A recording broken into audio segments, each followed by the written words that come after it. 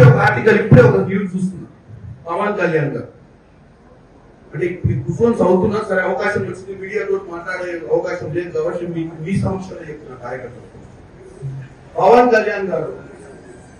కళ్యాణ్ గారు కాంగ్రెస్ పార్టీ పాకిస్తాన్ కి సపోర్ట్ చేస్తే పాకిస్తాన్ పోమని చెప్పేటువంటి డైలాగ్ ఉంటుంది.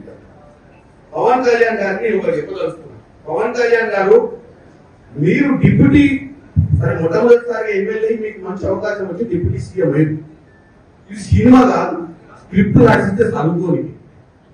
నువ్వు ఒక ఉప ముఖ్యమంత్రి అంటే ఒక స్థాయి ఇచ్చింది, స్థాయికి తగ్గట్టు మాట్లాడాలి. ఎవడో స్క్రిప్ట్ రాసిస్తే చదువు, లేకపోతే ప్రధానమంత్రిని నువ్వు కృషి చేయాలనుకుంటే ఇంకేదైనా ప్లాట్ఫామ్ మీద పోయి రాజకీయాలు బంద్ చేసి సినిమా తీసి రంగనారావు తీసినట్టే రెండు సినిమాలు తీసి ఆయన ప్రసన్నం చేస్తాడు అంతే తప్ప నీకు ఒక అధికారమైన బాధ్యతలు ఇచ్చి ప్రజా సమస్యల మీద పోరాటం చేయాల్సింది బాధ్యత లేకుండా కాంగ్రెస్ పార్టీ పాకిస్తాన్ లో సపోర్ట్ చేస్తుందని ఒక ప్రచారం చేయ ప్రయత్నం చేస్తున్నాం. కాంగ్రెస్ పార్టీ సెక్యులర్ గా ఈ దేశాన్ని కాపాడాలనుకుంటుంది.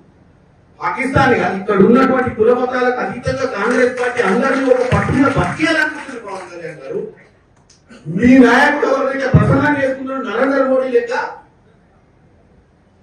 కుల మతాల మధ్యన చిచ్చు పెట్టే ప్రయత్నం చేస్తలేదు. నీకు వాస్తవంగా నిలదీసే నరేంద్ర మోడీ ఎన్ని రోజులైంది? నలుగురు వచ్చి ముష్కరులు కాల్చిపోతే నలుగురిని పట్టుకునే దమ్ము ధైర్యం లేక పిట్టగా ఎప్పుడో తిరుగుతుంది. ఏం ఇంటెలిజెన్స్ నడుస్తుంది దేశంలో? నలుగురు వచ్చి మిట్ట మధ్యాహ్నం కూడా బౌండరీ మీద కూడా కాదు, బోర్డర్ మీద కూడా కాదు, లోపలికి వచ్చి 100 కిలోమీటర్ల లోపలికి వచ్చి కాల్చిపోయిన నలుగురిని పట్టలేని నువ్వు పిట్ట కథ చెప్తే నువ్వు ఆ పిట్ట కథ నువ్వు విని మళ్ళీ కాంగ్రెస్ పార్టీని విషప్రచారం చేసే ప్రయత్నం చేయడం అనేది వాస్తవంగా ఆంధ్ర ప్రజలు నీలాంటి ఉప ముఖ్యమంత్రిగా ఎన్నుకునేందుకు వాళ్ళ క్షేమియాలి. ఎందుకంటే నువ్వు ప్రజా సమస్యల మీద మాట్లాడే పొలిటికల్ పార్టీని అటాక్ చేసి బేస్లెస్ గా మాట్లాడటం ఎవరినో కృషి చేయడానికి ఈ దరిద్ర మాటలు మాట్లాడతారు. పవన్ కళ్యాణ్ గారికి చెప్తున్నా